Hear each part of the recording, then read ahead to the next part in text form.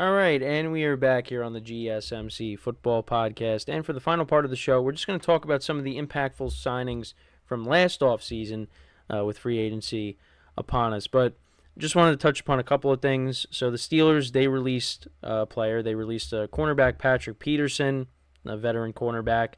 Obviously, he's a player that's on the downside of his career. So we'll see if another team ends up picking him up. He's kind of bounced around since the Cardinals days. They ended up releasing him. And then I also saw that the Patriots they re-signed tight end Hunter Henry to a 3-year contract, $27 million. At least they retain one of their weapons. But again, that's something they're going to have to address is, getting more playmakers on this offense. And he hasn't been bad for them in the couple years that he's been there. But, the Patriots got to add to that offense. And we'll see, what they do with the quarterback situation. Obviously, they have a top pick or, top 5 pick. So, they're most likely going with quarterback, of course. But, yeah, that was just another thing I want to touch upon. So, let's get into some of the impactful signings from last year. Now, one of them is Dalton Schultz. So the Texans, they signed him to a 1-year, $6.25 million deal. And, a lot of people, again, expected the Texans to really do much. But, he really became an important part of their offense. And as the season went along, he got off to a little bit of a slow start, but as the season went along, him and C.J. Stroud, they really developed a nice connection, and he became an important part of their offense, and that's why it was really important to bring him back, and they did that. So that was a good signing. Also, the Carolina Panthers signing Adam Thielen to a 3-year, $25 million contract. Thielen, at one point, he was I think he was the leading receiver in terms of receiving yards in the NFL, or he was at least he was up there.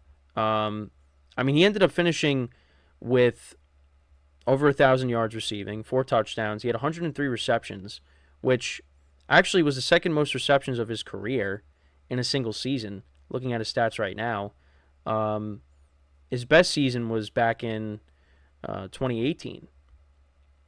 He had 113 receptions, 1,300 yards receiving, 9 touchdowns. Wow, I didn't realize in 2020 he had 14 touchdowns. Wow. Yeah. But at least that was someone that was a reliable target for Bryce Young in the season that he ended up having. Also, I thought it was kind of funny how Adam Thielen in one of his interviews after he got signed with the Panthers was talking about the Super Bowl, and the Panthers ended up having a rough season. But yeah, that ended up being a good signing for the Panthers. Also, Drew Tranquill with the Chiefs. I talked about him. They signed him to a 1-year, $3 million contract. So he ended up being productive for them. Bobby Okereke signed for 4 years, $40 million with the Giants. And listen, the Giants, they've been looking for linebackers. That was one of the weaknesses of their team for a long time. And so he ended up finishing with 149 combined tackles, 2.5 sacks, 2 interceptions. He's a solid player for them. So that ended up panning out for them as well. And some of the other signings here, the Lions signing David Montgomery to a 3-year, $18 million contract. The Lions' running game was one of the best running games in the NFL. Between him and Jahmyr Gibbs, David Montgomery coming over from the Bears, of course, and he finished with over 1,000 yards rushing, 13 rushing touchdowns, which I think was the most in his career. Yeah, it was in a single season. Because with the Bears, 2019 he had 6, 2020 8, 2021 7, 2022 5, and then 13 in 2023. Listen, he's going to be a big part of this team next year. Him and Jahmyr Gibbs, again, great 1-2 combination. Played in only 14 games.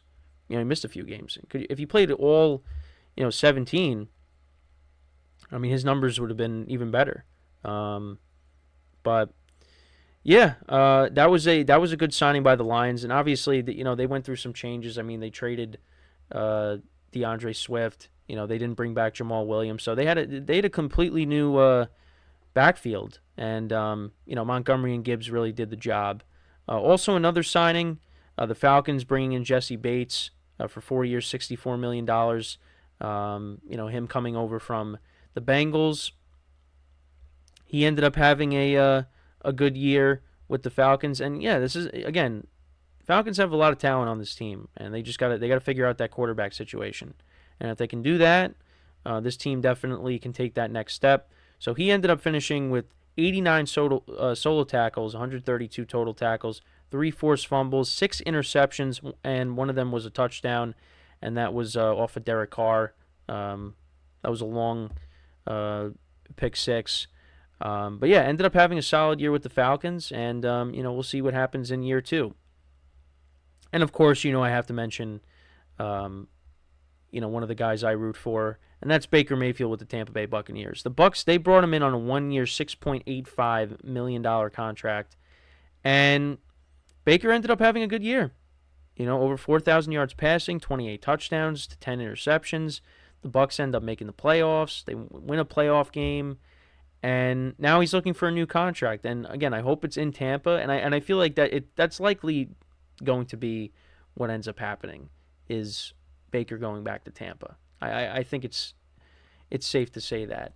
I know that there was some reports out there that maybe the Patriots could be interested, although they seem to be now turning their attention to Jacoby Brissett. Jacoby Brissett spent some time with the Patriots back in 2016. Because if you remember, Tom Brady was suspended and Garoppolo played, then he got hurt, and then they had to put in Jacoby Brissett. And Jacoby Brissett has really bounced around. He's been with the Dolphins, he's been with the Browns, the Commanders, the Colts. That's a quarterback that's really bounced around since the Patriots days, and now he could find himself back with the Patriots. But yeah, I think Baker Mayfield, the most likely spot for him is going back to Tampa. I mean, they brought back Mike Evans. They franchise tagged Antoine Winfield Jr. And we'll see what they end up doing with Levante David. Because again, I saw something that said he wants to return to Tampa, but he said anything is possible. So, I think Baker will end up back with Tampa. Which again, I hope it does end up happening, because I want to see him and Mike Evans continue to tear it up, because they played really well together. But again, we'll just have to wait and see. Also, he was at George M. Steinbrenner Field. He was taking some BP with the Yankees. So maybe that's an indication. He's got a relationship with Anthony Volpe. So that's one of the reasons why he was there. And he was asked about what his future is. And he obviously didn't give away anything, but they're working on something, the Bucs and Baker, and I think eventually they'll work out a deal, and he will be back with the Bucs for 2024 and beyond that. And hopefully, again, this is his permanent home, and and hopefully the Bucs, they can take that next step next year. But it's going to be tough, because again, the division's going to be better.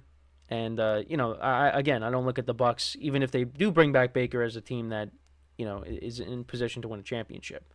So we'll see, and we'll see what other moves they can make once they bring Baker back. But yeah, that was of course that was a good signing by the Bucs, because they brought him in to compete with Kyle Trask. This is now Tom Brady retires, and you don't really know what to expect. I mean, the Bucs were looked at as being a team that was not going to be very good, and they ended up making the playoffs, winning the division, and winning a playoff game. So kudos to Baker and the Bucs to be able to do that. And now we'll see if they could build off of that going into next year. So, but yeah, and that's pretty much it. The impactful signings from last year, because again, there's going to be, some signings that you look at, and say, okay, all right, we'll see how that goes, and then all of a sudden that ends up being a key signing for a team.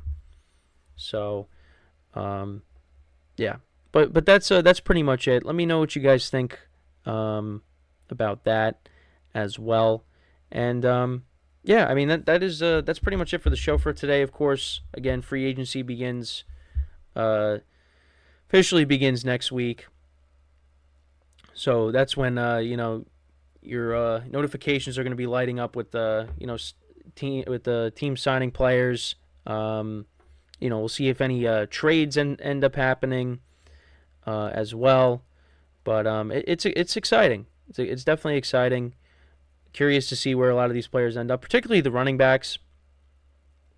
And of course, Saquon Barkley, where he's going to end up. Derrick Henry, where he's going to end up. Are the Raiders going to bring back Josh Jacobs? You got Tony Pollard, DeAndre Swift. There's a ton of running backs that are available. It's crazy. Austin Eckler. So we'll see where all these players eventually end up. But I think that's probably one of the more intriguing things, is where these running backs are going to end up. Because again, a lot of big names, and I've said this. These guys, a lot of the guys that are available, they were first-round picks in my fantasy league not too long ago, in a lot of people's fantasy leagues, and now they're free agents. So it's definitely something that, of course, wherever they sign, we'll talk about it, how they're going to impact the team. Derrick Henry, if he ended up going to, let's say, the Ravens, and now you got him and Lamar Jackson, that would be a crazy duo. Obviously, Lamar Jackson, with what he's able to do with his legs, that would be insane if Derrick Henry ends up going there, which it's definitely possible, because they tried to trade for him at the deadline, and the Titans didn't want to. So we'll keep an eye on it. We'll keep an eye on that. We'll keep an eye on the other running backs as well. Also, quarterbacks. Like I said, Baker Mayfield is probably going back to Tampa. We'll see what happens with Kirk Cousins, Russell Wilson, and where's Justin Fields going to end up. That's the other thing too. Because again, that is going to happen at some point, but again, we'll have to wait and see. And yeah, and then the guys that got cut, a lot of players from the Bills and the Dolphins, where they could end up. Listen, I would take anybody, just to help them. Well, I shouldn't say I would take anybody, but it's just there's some big names out there. There's some big names that got cut. That I think a team that you root for can maybe take a chance, but again, that's just me. So, but yeah, that is all the time that we have for today. Once again, thank you guys for tuning in. We'll be back again on Monday, 10:30 a.m. Eastern Time. And until then, I'm your host, Kenneth Grunfelder, signing off from the GSMC Football Podcast, brought to you by the GSMC Sports Network. Have a good day, and I will see you guys next time. Take care.